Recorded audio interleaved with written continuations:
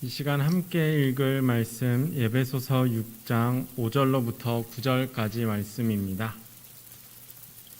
에베소서 6장 5절로부터 9절까지 말씀.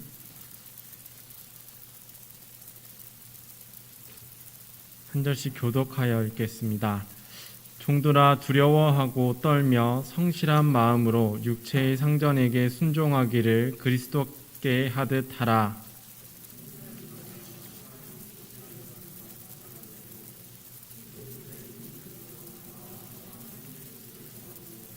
기쁜 마음으로 섬기기를 주께 하듯 하고 사람들에게 하듯 하지 말라.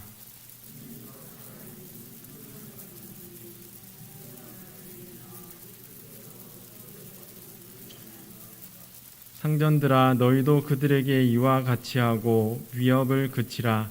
이는 그들과 너희의 상전이 하늘에 계시고 그에게는 사람을 외모로 취급하는 일이 없는 줄 너희가 알미니라. 아멘. 오늘 함께 예배로 모인 우리 모든 성도님들 가운데 주님의 평화가 함께 하시기를 소망합니다. 오늘날 대두되는 사회 문제 가운데 중독이 있습니다. 이 중독이라 함은 약물뿐만이 아니라 일상생활에 지장이 있을 만큼 어떤 대상에 몰두한 것을 의미합니다.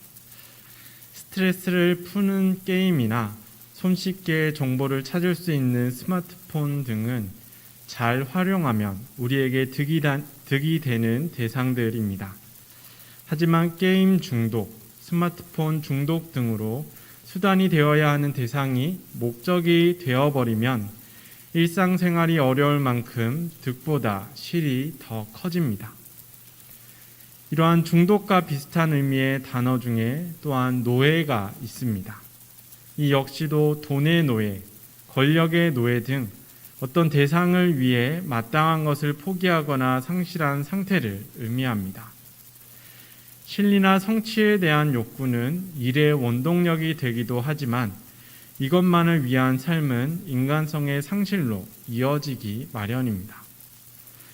아무튼 노예 역시도 특정 대상에 완전히 구속된 상황을 의미합니다. 이러한 노예를 대신하여 쓸 수 있는 단어 가운데 또한 종이란 단어도 있습니다. 이 노예와 종은 오늘날 사용되는 것과는 조금 다르게 원래는 누군가의 밑에서 섬기거나 일하던 사람을 부르는 말이었습니다. 하지만 비슷한 의미로 사용되는 이 종과 노예는 미묘한 차이가 있습니다. 먼저 사전적인 의미를 살펴보면 종은 남의 집에 딸려 천한 일을 하던 사람, 또 남에게 얽매이어 그 명령에 따라 움직이는 사람을 비유적으로 이르는 말이라고 설명합니다. 한편 노예는 남의 소유물로 되어 부림을 당하는 사람으로 모든 권리와 생산수단을 빼앗기고 물건처럼 사고 팔리던 노예제 사회의 피지배 계급, 인간으로서 기본적인 권리나 자유를 빼앗겨 자기의 의사나 행동을 주장하지 못하고 남에게 사역되는 곧 부림당하는 사람, 인간의 존엄성마저 저버리면서까지 어떤 목적에 얽매인 사람이라고 사전에 나와 있습니다. 종과 노예의 이 두 가지 뜻을 보시면 어느 한쪽이 더 부정적으로 기술되어 있는 것을 느낄 수 있습니다. 한글의 사전적인 의미에서 종은 타인을 위해 일하는 사람이라면 노예는 타인에게 속한 어떤 재물로서의 느낌이 더욱 강합니다. 그렇다면 영어에서는 어떻게 표현하고 있을까요? 이 영어에서 종과 노예로 가장 흔히 사용하는 단어는 서번트와 슬레이브입니다. 먼저 서번트는 하인 혹은 종으로 번역할 수 있으며 영영사전에서는 청소 및 요리와 같은 가사 또는 개인 업무를 수행하도록 고용된 사람이라고 설명합니다.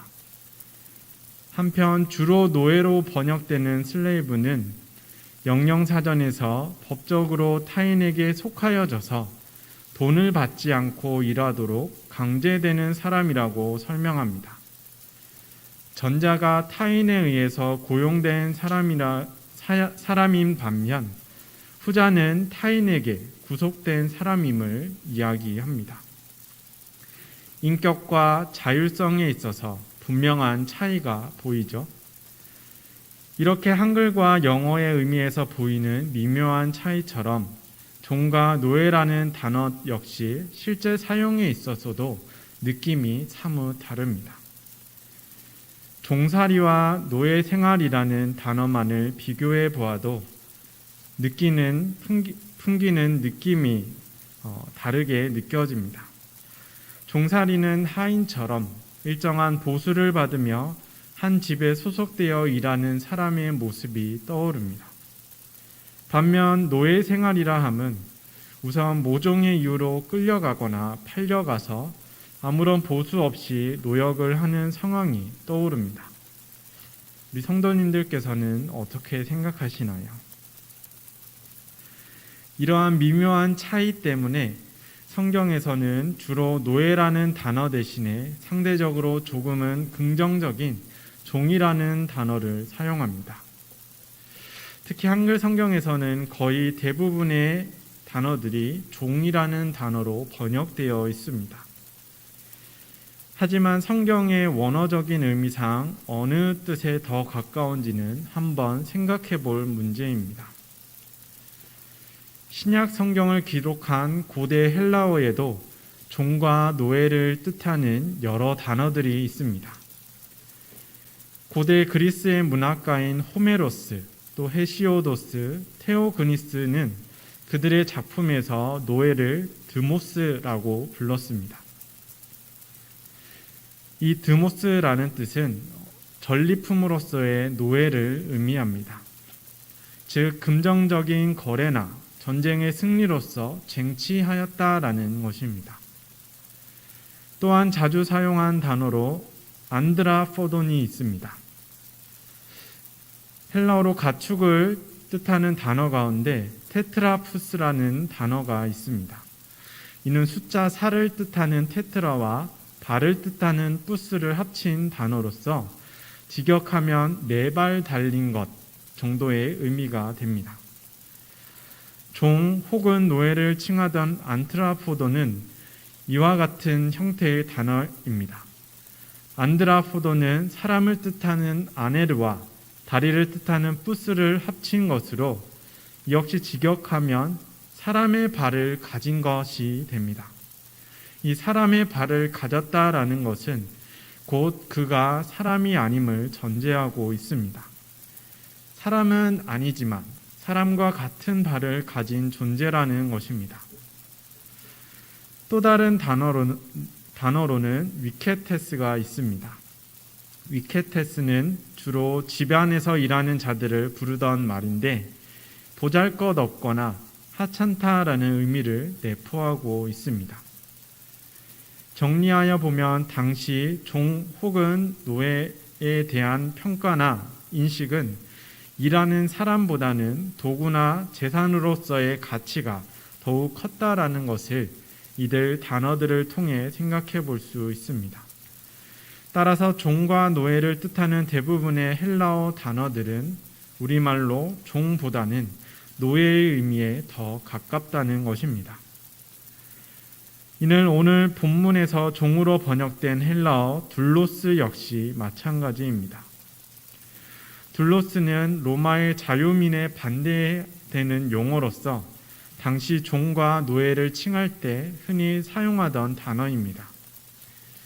신약 성경에서 약 130여 차례 사용되는 둘로스는 오늘 함께 읽은 개역 개정을 비롯해 현존하는 대부분의 한글 성경에서 종으로 번역하고 있습니다.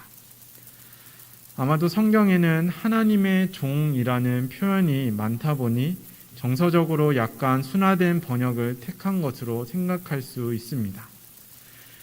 하지만 종으로 번역할 수도 있는 다른 헬라어 단어들처럼 둘로스 또한 본래의 의미는 고용된 종보다는 주인에게 구속된 자유가 없는 노예에 더 가깝습니다. 이렇듯 우리가 오늘 본문의 말씀을 종보다 상대적으로 열악한 환경에 있던 노예에게 주어진 말씀으로 보아야 하는 이유는 당시 사회에서는 노예가 더 일반적인 존재였기 때문입니다. 종과 노예가 가지는 가장 큰 차이는 아마도 보수의 지불 여부였을 것입니다. 대개의 종들은 일정 보수를 받고 고용되어서 일했지만 노예는 제물로서 그 집에 완전히 속한 사람으로서 취급되었기 때문에 보수가 없었던 것입니다. 따라서 고대 사회에서는 처음 값을 치르고 더 이상 지출이 되지 않는 노예 제도가 더욱 일반적이었던 것입니다. 특히 로마시에 거주하는 사람들 가운데 많은 사람들이 노예였던 것으로 알려져 있습니다. 정확한 기록이 없어서 대략적인 추산만이 가능한데 보통은 로마시의 인구 가운데 적게는 20%가 많게는 35%가량이 노예였던 것으로 추정하고 있습니다. 이러한 노예 규모와 관련해 네로 황제의 스승이자 철학자였던 세네카가 남긴 기록이 있습니다. 한때 로마의 원로원에서 노예를 구별할 수 있는 의복을 만들자라는 의안이 상정되었다고 합니다. 외양상으로 차이가 없으니 의복을 구별하기 쉽게 만들어서 누가 봐도 노예를 구분할 수 있도록 하기 위함이었습니다. 하지만 이 의안은 부결되고 말았습니다. 이유는 간단했습니다. 모든 노예들이 같은 옷을 입고 다닐 경우에 노예들 스스로가 자신들의 수가 얼마나 많은지 알게 되는 꼴이 되었기 때문입니다. 원로원에서 대략적으로 추측하기에도 당시 로마 시내의 노예들의 수가 상당했기 때문에 혹시 그들이 자신들의 숫자를 알아보고 힘을 합침으로 생겨날 수 있는 문제들을 우려하여서 부결 처리했던 것입니다. 이러한 기록을 통해서도 알 수 있듯이 로마 시대의 로마 시내에만 해도 노예의 규모가 상당했다라는 것을 생각해 볼 수 있습니다. 로마 시내에도 이 정도였으니 아마 로마 제국 전체를 통틀면 얼마나 많은 노예가 있었을지 우리가 쉽게 추측해 볼 수 있습니다. 또한 로마는 노예의 증가를 막기 위해서 혹시 그들이 수가 많아져서 반란을 꾀할 수 있기 때문에 증가를 막기 위해 정책적으로 그들의 혼인이나 출산을 금지하기도 했습니다. 이는 로마 시대 후기로 가면서 큰 문제가 되었습니다. 진출 가능한 모든 지역을 정복한 로마는 전쟁을 통한 노예 수급의 한계를 맞게 됩니다. 이 문제와 함께 노예들의 혼인과 출산을 제한하던 정책이 맞물려서 노예의 수가 급감하며 로마 경제에 큰 타격을 주었던 것입니다. 노예의 수가 많았던 만큼 로마의 많은 경제적인 부분을 이 노예들이 감당하고 있었기 때문입니다. 따라서 경제사학자들 가운데는 로마가 흥한 것도 노예 제도로 인함이며 로마가 망한 것도 노예 제도로 인함이라고 평가하기도 합니다. 아무튼 로마 시내에는 자유민들에게 위협이 될 정도로 많은 노예들이 있었습니다. 이들은 보통 전쟁 포로로 잡혀온 이들이거나 가문의 빚을 탕감하기 위해 팔려온 이들이거나 또 악행으로 잡힌 이들이었습니다. 대부분은 노예 시장을 통해 매매 거래가 이루어졌습니다. 그렇게 한 가문에 소속된 노예는 개인으로서의 존엄성과 인간성보다는 그들이 가지고 있는 재능을 통하여서 가문의 재물로서 취급되었습니다. 따라서 일부 노예들은 가진 재능을 따라서 매우 좋은 대우를 받기도 했습니다. 주인의 사업을 번성시키는 상업적 기술이 있거나 또 여흥을 채워줄 수 있는 예체능적 기술 혹은 뛰어난 학식이나 견문을 갖춘 노예들은 그만큼의 대우를 받았으며 때로는 신분 상승의 기회를 맞이하기도 했습니다. 노예제가 당연했던 만큼 노예 해방을 위한 다양한 수단들 또한 로마에 있었기 때문입니다. 그 대표적인 방법 가운데 하나가 주인에게 직접적으로 자신의 몸값을 지불하는 방법이었습니다. 이 방법은 일정 금 이상의 자금을 모아야 했기 때문에 주인으로부터 금전적인 이익을 취할 수 있는 노예들만 가능했습니다. 따라서 보통은 상업을 도왔던 노예들에게 이와 같은 기회가 주어졌습니다. 이들은 주인의 사업체를 운영하며 수익에 따라 경력금을 받을 수 있었기 때문입니다.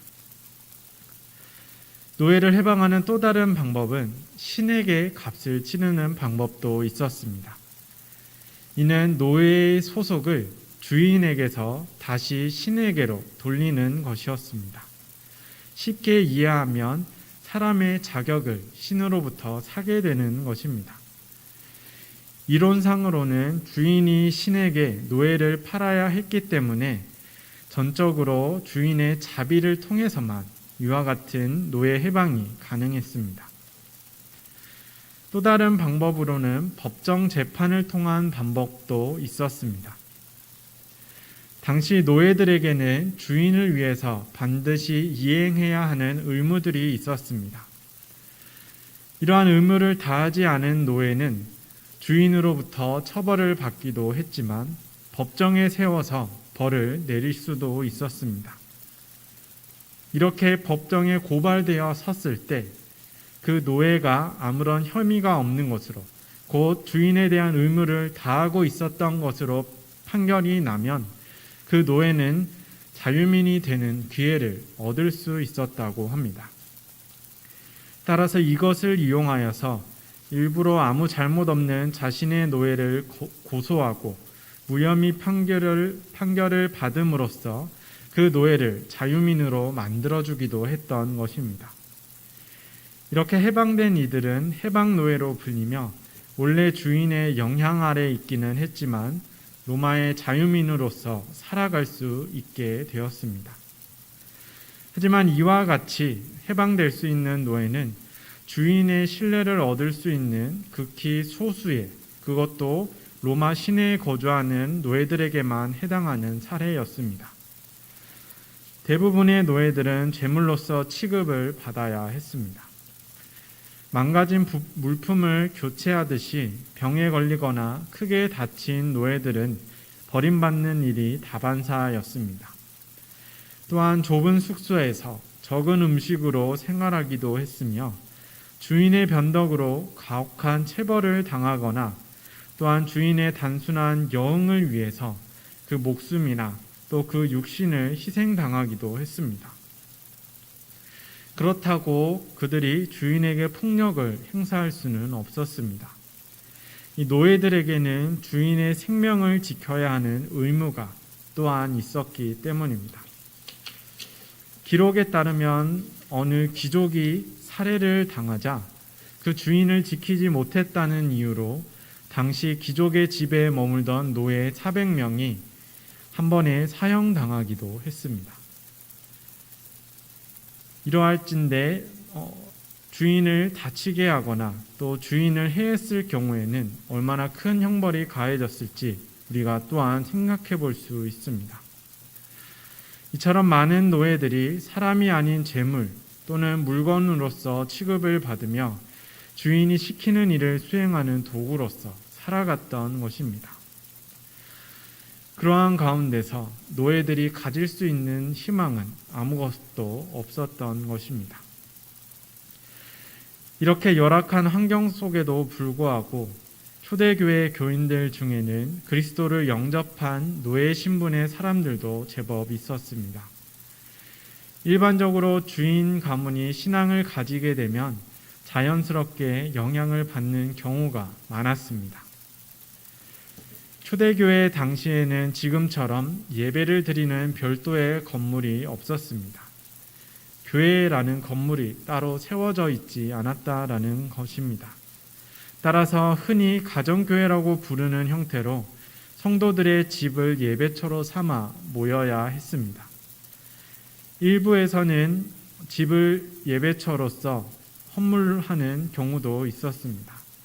교회와 성도들과 또 모든 소유를 공유하며 집까지 내어놓는 신앙의 사람들도 있었지만 보통은 노예를 소유한 가문들이 예배 장소를 제공했습니다. 이 노예를 소유했다라는 것은 일정 이상의 재력과 능력을 갖추고 있었음을 의미하기 때문입니다. 따라서 대부분 그들의 집에는 손님을 대접할 수 있는 공간적 여유가 있었고 또한 경제적인 여건 또한 가능했었습니다. 이렇게 예배를 드리기 위해 모인 사람들을 대접하고 또한 예배에 직접 참석하기도 하며 노예들 또한 복음을 접하는 기회를 얻게 되었던 것입니다. 오늘 본문에는 그렇게 복음을 영접한 노예들에게 주는 교훈이 나옵니다. 바울은 그들에게 노예로서 주인을 모시는 덕목에 대하여서 가르치고 있습니다. 오늘 말씀의 주요 교훈은 노예들을 계몽하여서 그들의 인권을 되찾는다거나 노예 해방운동을 독려하여서 반인륜적인 노예제를 폐지하자는 등의 급진적인 변화를 요구하고 있지는 않습니다. 오히려 그 반대로 노예들이 지켜야 하는 의무에 대해 가르치고 있습니다. 가장 중심이 되는 내용은 주인에 대한 순종의 권면입니다. 너희는 노예로서 주인에게 순종해야 한다는 것입니다. 이러한 교훈의 내용만을 본다면 당시 노예들에게 부과되어 있던 의무와 비교하여 특별한 가르침은 아니었다라고 할 수 있습니다. 하지만 바울은 노예들에게 순종해야 하는 동기를 새롭게 가르치고자 했습니다. 바울은 그리스도께 하듯이 행하라고 먼저 가르칩니다. 우리를 위해 모든 것을 내어주신 그리스도를 섬기듯 일하라는 것입니다. 그리스도 예수를 섬기듯이라는 말의 의미는 그리스도의 말씀을 듣고 순종하는 삶을 살라는 것을 의미합니다. 그리스도를 영접하여 복음에 순종하듯이 그 주인에게 순종하여 일하라는 것입니다. 이는 자신에게 주어진 역할 가운데서 하나님의 뜻을 실천해야 함을 의미합니다. 또한 바울은 그리스도의 노예처럼 행하라고 전합니다. 그들의 몸이 주인에게 속하여 있지만 그들의 내면은 그리스도께 속하였다는 말입니다. 그들의 진정한 주인은 이 땅의 주인이 아니라 하늘에 계신 하나님이시라는 것입니다. 이는 하나님께서 그들을 구속하시고 복음을 주셨기 때문입니다. 따라서 노예가 그 주인의 뜻을 수행하는 것이 덕이듯이 하나님께서 주신 의무를 다하는 것이 그들에게 덕이 된다는 것입니다. 이러한 바울의 가르친 뜻을 취합하여 보면 노예 신분이었던 그들에게 주신 의무는 주인을 성실껏 섬기는 것이므로 이를 충실하게 행하여서 그리스도의 뜻을 실천할 수 있다라는 의미입니다. 이러한 바울의 교훈은 노예들도 하나님께 속한 사람임을 알려주고 있습니다. 노예들은 도구가 아니라 주인을 섬기는 일을 맡은 하나님의 사람이라는 것입니다. 당시 많은 노예들이 미래가 없는 삶을 살았습니다. 주인의 기분에 따라 언제 죽을지 모르는 운명 속에서 수동적으로 주어진 일만을 처리해 내어야 했습니다. 자신에게 돌아오는 것이 아무것도 없는 상황 속에서 그 어떤 일도 소홀히 또한 행할 수는 없었습니다. 그렇다고 열심을 다한다고 하여 무엇이 더 주어지는 것도 바랄 수 없는 때였습니다.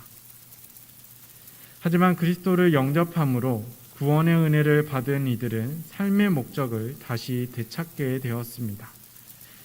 그들 역시 그들의 주인과 마찬가지로 하나님의 형상을 회복하여 복음을 실천하고 또한 구원의 은혜를 받은 사람들이었기 때문입니다. 따라서 이제는 노예를 도구로 만들던 폭력적인 굴레에 얽매인 채 수동적으로 떠밀려서 살아가는 것이 아니라 하나님의 사람으로서 주체성을 가지고 살아가라는 것입니다. 자신의 의지로서 믿음을 가지고 그리스도를 영접하였듯이 이제 그 의지를 가지고 맡겨진 일에 따라 주인을 섬기라는 것입니다. 너희가 주인을 위해 일하는 것은 그의 도구이기 때문이 아니라 하나님으로부터 주어진 일이기 때문이라는 것입니다. 바울은 이렇게 주어진 일에 충성함으로 하나님께 영광을 돌릴 때에 그들도 하늘의 상급을 받을 수 있다고 전합니다. 자신에게 주어진 자리에서 그리스도의 본을 따라서 살아가는 것이 곧 하나님께서 기뻐하시는 삶이라는 것입니다. 이렇게 주어진 자리에서 믿음을 지키는 삶을 통하여서 노예들 또한 그들의 주인이나 또 로마의 여러 자유민들처럼 하나님께서 예비하신 은혜를 누릴 수 있게 된다는 것입니다. 어떠한 노력을 해도 아무것도 받을 수 없던 도구와 같던 이들에게 그들이 말씀을 지켜 살아감으로써 영생을 얻을 수 있고 또 하나님이 자녀가 되는 기쁨을 누릴 수 있음을 바울은 가르치고자 했던 것입니다. 그들이 더 이상 땅에 속한 도구가 아니라 하늘에 속한 하나님의 사람임을 알려주고자 했던 것입니다. 이렇게 바울은 삶을 대하는 태도에 대해 가르쳐 하나님의 일을 하는 주체가 그들 자신임을 깨닫도록 또한 그들도 하나님의 귀한 자녀임을 깨닫도록 독려하며 삶의 목적을 가르친 것입니다. 물론 노예제가 폐지된 지금 이 말씀을 그대로 이해하기에는 여러 가지 한계가 있습니다. 이 말씀이 노예제 자체를 부정하거나 폐하기를 가르친 것은 아니기 때문입니다. 하지만 바울 당시의 이 말씀은 굉장히 큰 변화의 요청이었습니다. 바울은 노예들에게 스스로 믿음을 가졌듯이 스스로 주님을 영접하였듯이 주어진 일에도 그들의 마음을 가지고 일하라고 권면하고 있습니다. 폭력에 눌려서 의미 없는 삶을 사는 것이 아니라 주체적으로 일하여 복음을 실천하는 삶을 살라는 것입니다. 그것이 어떠한 일이 되었든 그들의 위치에서 할 수 있는 것으로 하나님으로부터 주어진 일을 해야 한다라는 것입니다. 또한 이 가르침은 주인들에게도 새로운 변화를 요구하는 요청이 되었습니다.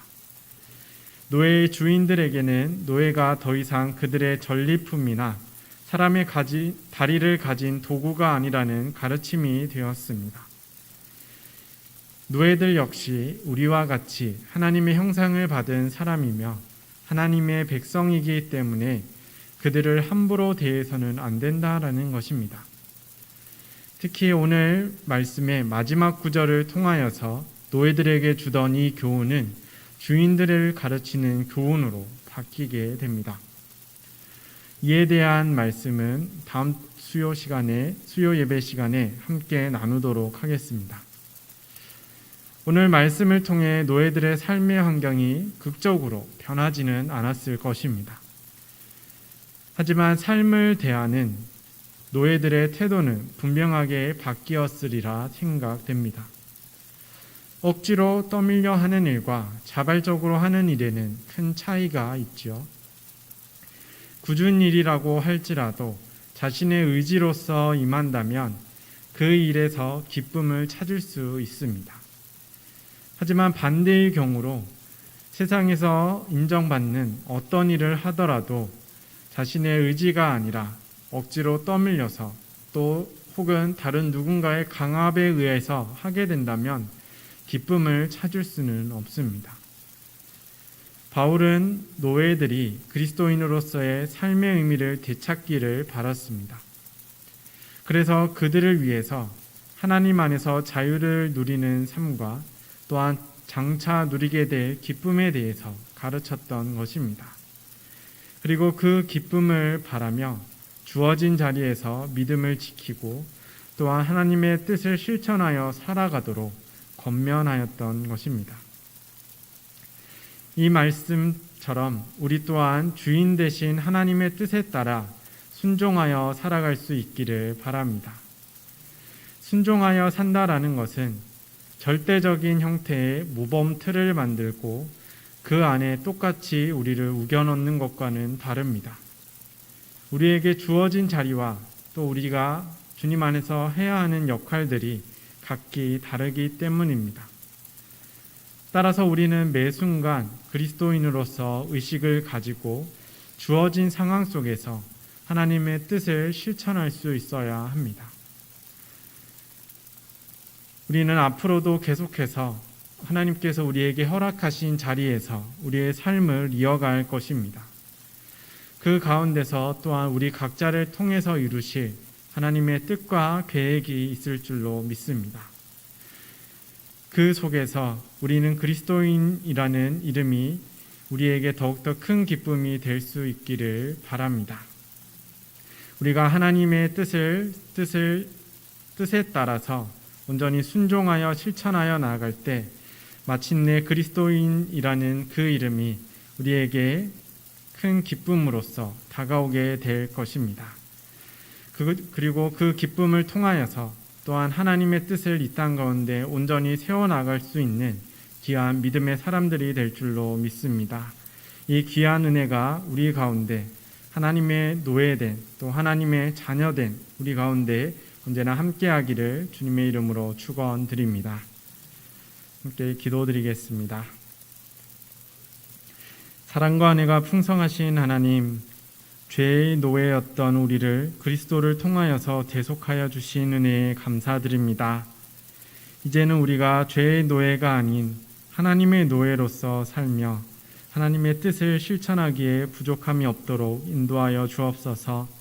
우리에게 허락하신 자리에서 또 우리를 이끄시는 자리에서 그리스도인으로서 당신의 뜻을 실천하여 살게 하옵소서.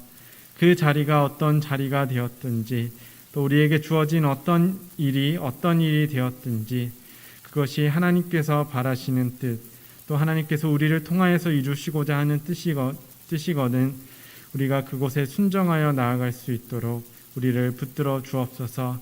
그렇게 순종하는 믿음을 통하여서 우리가 그리스도인으로서 더욱더 기쁨을 누릴 수 있도록 주님 지켜 주옵소서. 우리를 구원하신 예수 그리스도의 이름으로 기도드립니다. 아멘.